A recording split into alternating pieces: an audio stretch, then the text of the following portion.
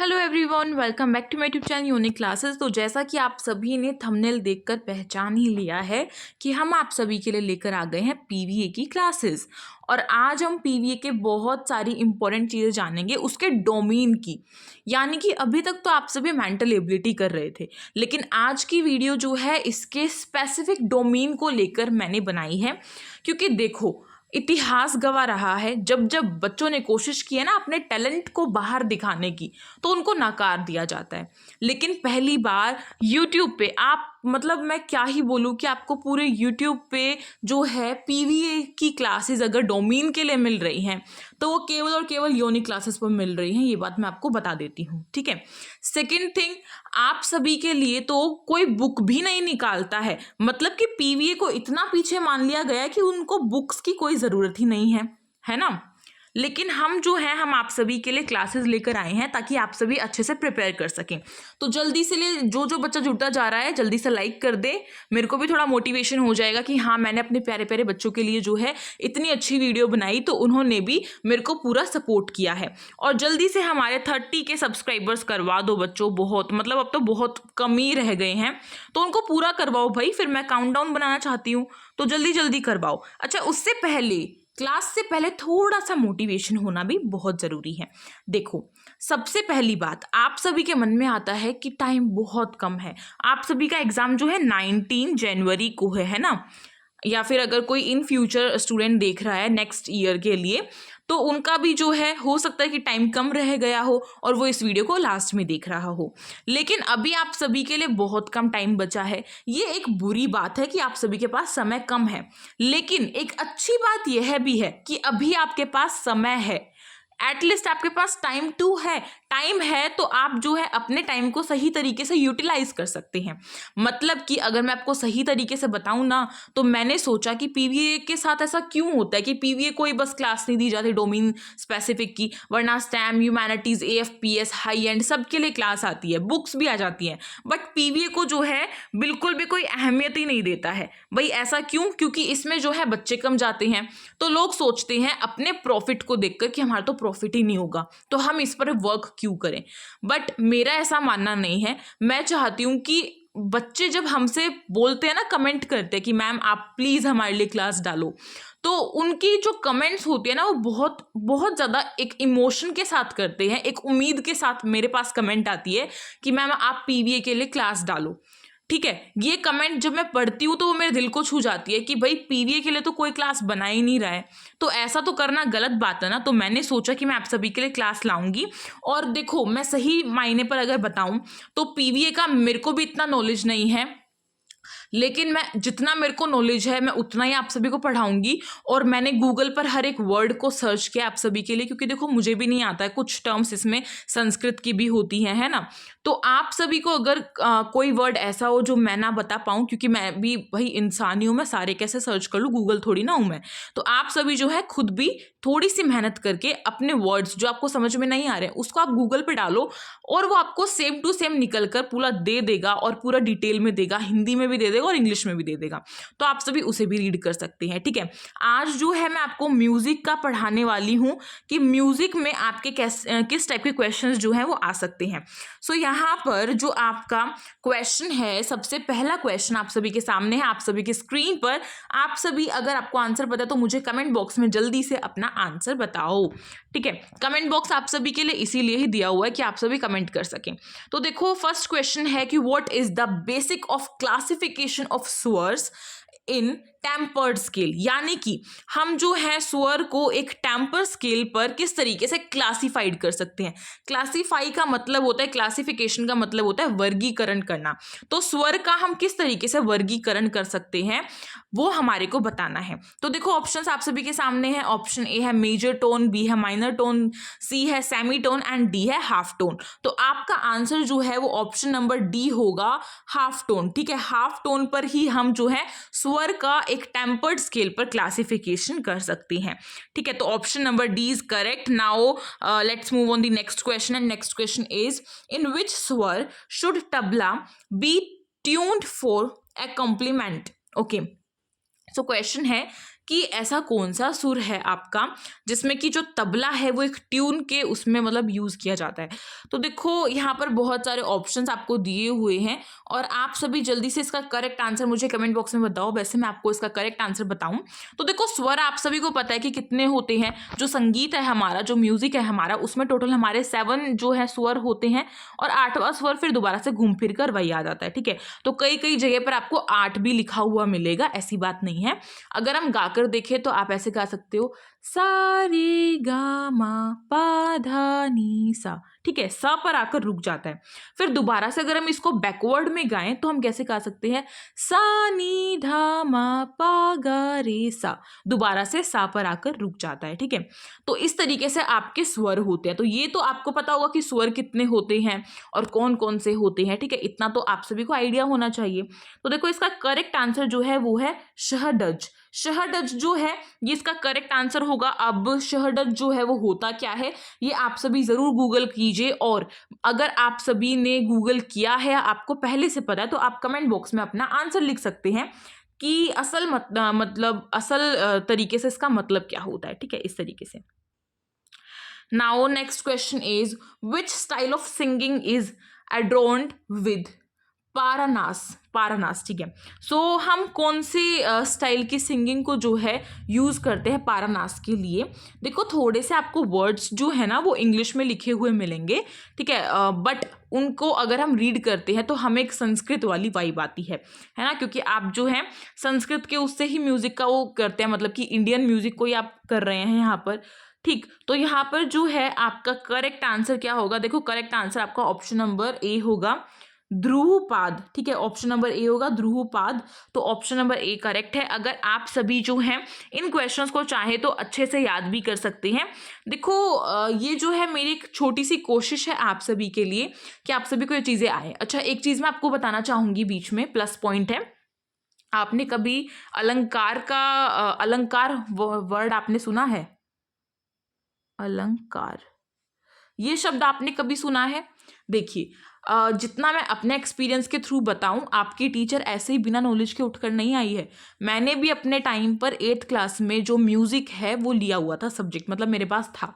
ठीक है, तो मैंने भी पढ़ा था उसके लिए, क्योंकि पास तो होना ही पड़ता है भाई, अगर इंटरेस्ट ना भी हो तो भी होना पड़ता है। गाना, मेरे को गाना पसंद है, बट मेरे को इतना पढ़ना उसके बारे में पसंद नहीं था। लेकिन अब मुझे जब समझ में आता है तो एक असल सिंगर को उसके बारे में पढ़ना भी पूरा पूरा पड़ता है ना। ऐसे कोई सिंगर तो नहीं बन जाता, उसको उसके बारे में पता तो होना चाहिए। तो जो अलंकार है, मैंने अपने टाइम पर अलंकार पढ़ा था कि अलंकार होते क्या हैं। अलंकार जो है फिर मैंने बाद में पढ़ा था सेम यही वर्ड 10th क्लास में, हिंदी ग्रामर में, कि अलंकारों को हम किस तरीके से यूज़ करते हैं। तो देखो कोई भी अगर आपको पंक्ति दी हुई है, कोई भी अगर आपको सॉन्ग दिया हुआ है, तो उसमें ऐसी क्या क्या चीज़ें यूज़ हुई हैं जिससे कि वो सॉन्ग इन्हेंस हो रहा है, वे पंक्तियाँ पढ़ने में अच्छी लग रही हैं, उसमें कोई तुकबंदी हो रही है, मतलब कुछ ना कुछ उसमें अच्छा इन्वॉल्व हो रहा है। जैसे कि ये जो सुर लगाए जाते हैं, जैसे कि कहीं जो स्केल है वो ऊपर हो जाता है, कहीं नीचे हो जाता है, कहीं हमारी जो ताल है वो ऊपर हो जाती है। गाने में आपने कभी सुना हो गाने को तो ध्यान से फील के साथ सुनना। कभी कभी जो गाने में जो गायक होता है वो अपने आवाज़ को इतना धीमा कर लेता है और फिर एकदम से इतना ऊपर कर देता है। तो ये सब जो है ये इमोशंस को जाहिर करने के लिए होता है, जो कि जिसको हम म्यूजिक के भाषा में अलंकार बोल देते हैं। तो आप चाहो तो अलंकार को लेकर अपने क्या कर सकते हो, गूगल पे भी सर्च कर सकते हो अलंकार इन म्यूजिक, तो आई थिंक कुछ मटेरियल निकल कर आ जाए। क्योंकि मेरे पास अब भाई, मेरे को भी 8th क्लास करे हुए पता नहीं कितना टाइम हो गया है, तो मेरे पास भी मटेरियल तो नहीं है, बट मैंने भी अपने टाइम पे बहुत कुछ किया था कि ताल वगैरह भी की थी मैंने, स्वर भी किए थे, अलंकार भी किए थे और टुकड़ा भी किया था। तो इस तरीके से बहुत सारी चीज़ें होती हैं। ठीक है, तो नेक्स्ट अब हम इसी के साथ क्वेश्चन पर आते हैं। विच ताल ऑफ कर्नाटक ताल system is depicted by the symbol of 101। तो कौन सी ताल जो है कर्नाटक के ताल सिस्टम में क्या करती है, उसका सिंबल जो है 101 से आता है। ये चीज़ आपसे क्वेश्चन में पूछी गई। देखो ये जो क्वेश्चंस है ना, ये मोस्टली क्वेश्चंस आपके जो है याद करने के, अगर मैं सही बताऊं तो, क्योंकि आप इनको अगर समझ भी रहे हो तो भी आपको याद करने के हैं। ये बात रियलिटी है कि कुछ चीज़ें आपको याद करनी पड़ेंगी। ठीक है, सो आपका आंसर जो है वो हो जाएगा मात्याय ताल। मात्याय ताल जो है आपका करेक्ट आंसर होगा। ये कर्नाटक ताल जो है, कर्नाटक ताल सिस्टम जो है उसमें 101 अगर सिंबल जो है वो यूज़ किया जाता है तो वो किसके लिए किया जाता है? मात्या ताल के लिए। ठीक है, okay, so next question is most expendable composition of tabla. Okay, so जो सबसे ज़्यादा मतलब होता है तबले में, तबला आपको पता है तबला कैसा होता है, आपने पिक्चर्स भी देखी हुई होंगी। हो सकता है कि कोई तबला बजाता भी हो, क्योंकि काफ़ी सारे बच्चे पीवीए जो लेते हैं मोस्टली सीखते भी हैं, है ना, काफ़ी सारे गाते भी हैं। तो आपको ये चीज़ भी पता होगी कि ऑडिशन जो है आप जब देने जाओगे अपने सेकेंड राउंड में, यानी कि राउंड 1 को क्लियर करने के बाद, तो उसमें हो सकता है कि आप जो है आपके पास चॉइस होती है, चाहे तो आप गाना गाएंगे, फर्स्ट चॉइस ये है, सेकंड ये है, चाहे आप कोई इंस्ट्रूमेंट जो है वो प्ले करके दिखा सकते हैं, तो आपको 2 चॉइसेस मिलती हैं। तो देखो इसी में बातों के चक्कर में हमें अपना आंसर जो है वो पता चलता है कि क्वायदा, क्वायदा जो है उसको बोला जाता है। देखो थोड़े वर्ड्स आपको पढ़ने में भी डिफिकल्ट लगेंगे, मैं सही बताऊं, लेकिन कुछ पाने के लिए कुछ खोना नहीं, कुछ करना पड़ता है। ये बात हमेशा अपने दिमाग में रखनी चाहिए, हमेशा। मैं भी रखती हूँ, ऐसी बात नहीं है, हमें भी बहुत कुछ पाना होता है अपनी लाइफ में, हर ह्यूमन बीइंग को पाना होता है। सक्सेस जो है सबको चाहिए, है ना, लेकिन सक्सेस मिलती उन्हीं को है जो कुछ करते हैं, क्योंकि खाली ख्याली पुलाव पकाने से तो काम नहीं चलेगा ना जीवन में। नेक्स्ट क्वेश्चन है, मैचिंग करनी है, 2 लिस्ट दी हुई है। आई थिंक ये उनकी कुछ, मेरे ख्याल से, मेरे को कुछ इतना आइडिया नहीं है। इन्होंने ये पूछा हुआ है कि जाकिर हुसैन जो है वो किससे इनका संबंध है। तो देखो अगर मैं इसका सही आंसर बताऊं तो ये आपका जो है जाकिर हुसैन का जो है वो आपका हो जाता है, देखो ये आपका ऑप्शन सी जो है ये करेक्ट हो जाएगा यहाँ से। अब आप सभी देख ही सकते हैं कि मिलाकर देख लो, जाकिर हुसैन जो है इन्होंने तीसरे पे बोला है, तो ये तीसरे पे हो जाएगा। देखो म्यूजिक में काफ़ी सारे आपको मुगल नेम भी मिलेंगे। जाकिर हुसैन जो है वो आई थिंक तबला जो था इंडिया में, उसमें तबला के लिए काफ़ी ज़्यादा फेमस थे। ठीक है, तो इस तरीके से आप नेम भी सर्च कर सकते हैं, और आपको कुछ अवार्ड्स का भी पता होना चाहिए कि तबले के लिए सबसे ज़्यादा अच्छा तबला कौन बजाता, तो उसके लिए अवार्ड किसको मिला था, इस तरीके से आपको जो है पता होना चाहिए। ठीक है, now next question is a musical scale contains how many श्रुतिज according to the ancient scholars। Okay, तो एक म्यूजिकल स्केल है, उसमें जो है कितनी श्रुति जो है वो होती हैं एक एशियंट स्कॉलर के अकॉर्डिंग अगर हम देखें तो देखो इसका करेक्ट आंसर जो है वो 22 है। तो ये चीज़ आपको याद रखनी है, एक म्यूजिकल स्केल में जो है हाउ मैनी श्रुतिज यानी कि कितने श्रुतिज वो कंटेन करता है, तो वो करता है 22। ये चीज़ आपको याद होनी चाहिए, मे बी क्वेश्चन में पूछा जा सकता है। ठीक है, now next question is a phrase of tabla syllabus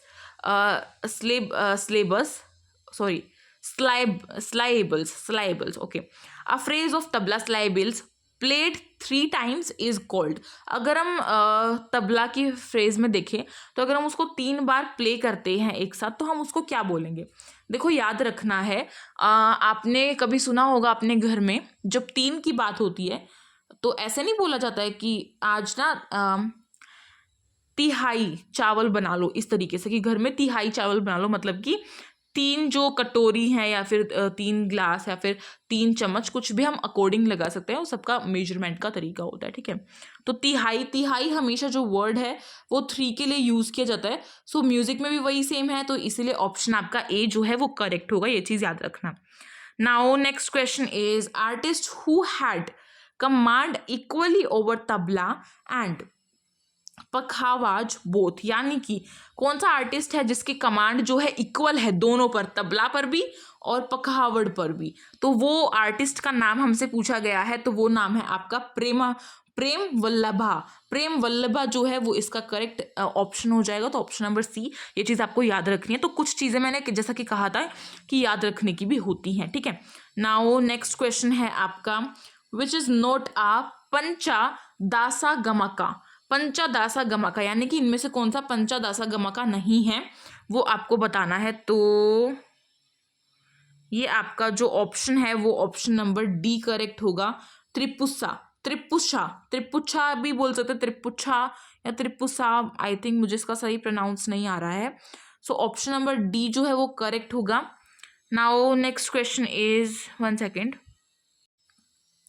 okay, so next question number 11, कवि कुंजारा भारती हैज़ कंपोज्ड, यानी कि ये आपको एक आर्टिस्ट का नाम दिया है जिसका नाम है कवि कुंजारा भारती, जिसने क्या कंपोज किया था, हमसे क्वेश्चन में ये पूछा गया है। तो इन्होंने जो है सारा बहिंद्रा भूपला को कंपोज किया था, इसलिए ऑप्शन नंबर डी करेक्ट होगा। ठीक है, नाउ नेक्स्ट क्वेश्चन इज थिरुवात्तियूर पंचात्राना, हाँ ये संस्कृत का वर्ड है। सो ये जो है आई थिंक इसका मतलब पूछा गया होगा इसमें, क्योंकि जब हमें वर्ड दिया जाता है तो ऑब्वियसली इसका मतलब पूछा जाता है। तो इसका जो करेक्ट आंसर है वो हो जाएगा त्यागराजा जो है इसका करेक्ट आंसर है, त्यागराजा। ठीक है, okay, so next question is मरगा is an important part of. देखो मैंने पहले भी कहा था कि बहुत चीज़ें याद करने की होती है और आपको याद करना ही पड़ेगा। अब जैसे कि क्या चीज़ किसने कंपोज किया, ऑब्वियसली वो चीज़ याद रखनी ही पड़ेगी। ठीक है, हम कुछ एक आध चीज़ें जो हैं उनको समझ सकते हैं, जैसे कि हमने स्वर को समझा। ठीक है, इस तरीके से मैं आपको बता रही हूँ, अलंकार को समझा, लेकिन कुछ चीज़ें इसमें याद करने की ही होती हैं, तो उनको प्लीज़ आप याद करो। और जो मैं करा रही हूँ मेरे ख्याल से काफ़ी इंपॉर्टेंट है, क्योंकि इस टाइप के क्वेश्चंस पूछे जाते हैं। नाउ नेक्स्ट क्वेश्चन है मरगा is an important part of. जो मरगा है वो किस चीज़ का इंपॉर्टेंट पार्ट होता है? ऑप्शन आपको दिया हुआ है, ऑप्शन नंबर ए दासा पराना। ठीक है, option number A is correct, दासा पराना। सो नेक्स्ट क्वेश्चन है द सॉन्ग सिमार माजेह असीम तुमी। ओके, सो ये पूरा का पूरा सॉन्ग है सिमार मझे असीम तुमी इज बेस्ड ऑन विच रागा, यानी कि कौन से राग पर ये बेस्ड है, हमसे पूछा गया है। ये क्वेश्चन जो है आपको दिया हुआ है। तो ये जो है तोड़ी पर क्या है, तोड़ी पर है ये आपका बेस्ड, इसलिए ऑप्शन नंबर जो बी है, सॉरी तोड़ी पर नहीं है ये जो है ये आपका च्यातान पर है, तो इसलिए ऑप्शन नंबर सी करेक्ट होगा। याद कीजिए प्लीज़, करेक्शन कीजिए इसको। नेक्स्ट है फॉलोइंग स्वरा या फिर फॉलोइंग स्वर कॉम्बिनेशन इज ऑफ विच राग, यानी कि जितना आपको ये स्वर दिया है तो ये कौन से राग का कॉम्बिनेशन है। स्वर क्या है, मा धा नी धा गा। ठीक है, ये जो है ये आपको पूरा स्वर दिया हुआ है। ठीक, तो ये जो है ये राग में किस चीज़ का कॉम्बिनेशन है आपसे पूछा है, तो ये जो है हिंदुओल है, इसलिए ऑप्शन नंबर आपका जो बी है वो करेक्ट हो जाएगा। और मार्गा जो है, म्यूजिक में मार्गा को हम क्या बोलते हैं? तो देखो मार्गा आपका एक क्वेश्चन भी आया था, अभी ऊपर आया था ये वाला, मार्गा इज एन इम्पॉर्टेंट पार्ट। तो ये जो है ये दासा पराना था। ठीक है, लेकिन मार्गा असल में होता क्या है, आप सभी के मन में ये क्वेश्चन भी उठ रहा होगा। तो मैंने गूगल पे सर्च किया एंड मुझको आंसर जो है क्या आया, यहाँ पर आपको दिया हुआ है music came to be divided into 2 categories. जो म्यूजिक है वो 2 कैटेगरीज में डिवाइड किया हुआ है, मार्गा और वैदिक संगीत। ठीक है, मार्गा एंड वैदिक संगीत। ठीक है, the scared music which please the gods और एंड देसी और लौकिक, यानी कि ऐसा म्यूजिक जो कि जो हमारे भगवान होते हैं, हमारे जो ईश्वर होते हैं, गॉड होते हैं, उनको प्रसन्न करने के लिए जो है गाया जाता है, या उनको जो है क्या बोलते हैं, या फिर उनको देसी या लौकिक भी बोल दिया जाता है, तो उनको हम बोल देते हैं मार्गा। ठीक है, उनको क्या बोला जाता है, मार्गा बोला जाता है। एंड ऑल्सो इसमें हमारे को एक चीज़ और बताई है, मार्गा संगीत was created by the gods. ये जो है मार्गा संगीत जो है ये भगवान के लिए, ईश्वर के लिए क्रिएट किया जाता था। इट लिबरेट्स द सोल, ये जो है हमारे सोल को शांति पहुँचाता है। ठीक है, नेक्स्ट क्वेश्चन देखो, क्वेश्चन नहीं है यहाँ पर भी, एक और हमें दिया हुआ है और ये आपके क्वेश्चन में भी था, वर्ड था ये, तो इसको समझो। व्हाट इज पंचादासा गमाकास? ठीक है, पंचादासा गमाकास। सो गमाकास are a vital part of Indian music. ये जो है एक विटल पार्ट है किसका, इंडियन म्यूजिक का। And they serve to determine the melodic character of raga, और ये जो है एक मेलोडिक कैरेक्टर जो है राग का, उसको हमारे सामने रिप्रेजेंट करता है। They are the backbone of raga, और जो गमाकाज है उनको हम क्या बोलते हैं, बैकबोन बोलते हैं राग की, यानी कि रीढ़ की हड्डी बोलते हैं। तो ये चीज़ आपको याद रखनी है, और आप पूरा खोलकर भी देख सकते हो, जैसे कि मैंने ओनली ये वर्ड सर्च कर लिया गमाकाज, या फिर मैंने ये वाला वर्ड सर्च कर लिया, तो आपको पूरा सिंपल आंसर निकल कर आएगा। तो इतना तो आप सब भी कर सकते हो, है ना। सब कुछ जो है आपको ऐसे तो नहीं मिलेगा, आपको कुछ ना कुछ तो ढूंढना भी पड़ेगा, है ना। तो देखो फिर इन्होंने बताया 2 ragas which with identical arohana, arohana and avarohana. Arohana and avarohana and divert from the same, one second, from the same Janaka Mela might yet differ from each other on account of the characteristics gamakas being present in one. तो ये जो गमकास है मैंने आपको बताया कि ये जो है क्या होता है, एंड इसमें इसको जो है बैकबोन कहा जाता है राग की, और जो 2 राग्स होते हैं विद आइडेंटिकल, यानी कि राग में भी क्या होते हैं, एक आरोहना होता है और एक अवरोहना होता है, ठीक है। आरोहना एक अवरोहना होता है, तो इसको सर्च करना कि क्या होता है, उसके बाद आपको पता चल जाएगा। एंड गमाकाज, अगर मैं टाइप्स की बात करूँ इंडियन म्यूजिक में गमाकाज की, तो वो जो है इस टाइप के हैं, आप इनको याद कर सकते हैं कि त्रिपा है, और फिर सुप्रिता है, ठीक है, कंपिता है, लीना है, ओके, एंड वाली है, त्रिम्बिना है, कुरुला है, ठीक है। इस तरीके से आप जो है इनको याद कर सकते हैं। ओके, सो यहाँ पे एक और चीज़ दी हुई है, हिंदी में दिया हुआ है गमक का मतलब क्या होता है, गमक का म्यूजिक में, तो जो है यहाँ पर दिया हुआ है कि पंचदासा गमक जो है इसका एक्चुअल में अर्थ क्या होता है, वो चीज़ आपको दी हुई है। देखो ये जो मैंने आपको सिंपल बताया था कि ये संगीत, भारतीय इतिहास मतलब संगीत में ये काफ़ी ज़्यादा इम्पोर्टेंट जो पार्ट है वो होता है, और साथ ही जो है इसको हम क्या बोलते हैं, राग की रीढ़ की हड्डी बोला जाता है। समान आरोहण एंड अवरोहण वाले 2 राग और एक ही जनक मेले में प्राप्त होते हैं, एक में मौजूद विशिष्ट गामकों के कारण एक दूसरे से भिन्न हो सकते हैं। ये एक ही में मौजूद होते हैं, लेकिन विशिष्ट गामकों के कारण जो है ये एक दूसरे से भिन्न भी हो सकते हैं, ठीक है, ऐसा इन्होंने बोला है। तो ये राग के ऊपर डिफाइन किया हुआ है। नाउ क्लास हो चुकी है आप सभी की कंप्लीट। आप सभी क्या कर सकते हैं, आपको मेरे ख्याल से वीडियो बहुत अच्छी लगी होगी, लगी हो तो प्लीज़ इस वीडियो को लाइक कर दें, अपने फ्रेंड्स में शेयर कर दें, ताकि जिन बच्चों ने पीवीए लिया हुआ है म्यूज़िक से उनकी बहुत हेल्प हो जाएगी इससे। अगर कोई स्टेम का बच्चा भी इसको देख रहा था तो अपने फ्रेंड्स में प्लीज़ शेयर करो। साथ ही आप सभी कमेंट करके बताएं कि आपको पीवीए की ये म्यूज़िक की क्लास कैसी लगी। आई होप आपको बहुत अच्छी लगी होगी। मैंने दिल से बनाई है आप सभी के लिए क्लास, और आप सभी जो हैं अपना प्यार जो है कमेंट बॉक्स में शो कीजिए, लाइक करके शो कीजिए। आप अगर कोई न्यू है तो आप सब्सक्राइब भी कर सकते हैं चैनल को, आपको सारी अपडेट्स मिलेंगी और इसी तरीके की आपको बहुत सारी क्लासेस मिलेंगी। और आपको पता होगा कि पीवीए के साथ साथ हम बाकी डोमेन्स, स्टैम हो गया, पीसीबी, पीसीएम और ह्यूमैनिटीज़ हो गया, आपका हाई एंड हो गया, एएफपीएस हो गया, सबकी प्रिपरेशन कराते हैं। तो अगर आपने किसी और डोमेन से भी फॉर्म फिल किया है तो आपकी प्रिपरेशन जो है यूनिक क्लासेस से पूरी हो जाएगी। आप सभी जो है हमारे टेलीग्राम ग्रुप को ज्वाइन कर सकते हैं, जिसका लिंक मैं डिस्क्रिप्शन बॉक्स में डाल दूंगी। नाम है यूनिक क्लासेस के नाम से, ठीक है। एंड हमारी इंस्टाग्राम आईडी भी ऑल्सो यूनिक क्लासेस के नाम से, तो आप वहाँ पर भी हमें फॉलो कर सकती हैं। मिलते हैं एक न्यू वीडियो में, तब तक के लिए thank you so much for joining this class, ठीक है। चलिए मिलते हैं एक नई क्लास में। Thank you.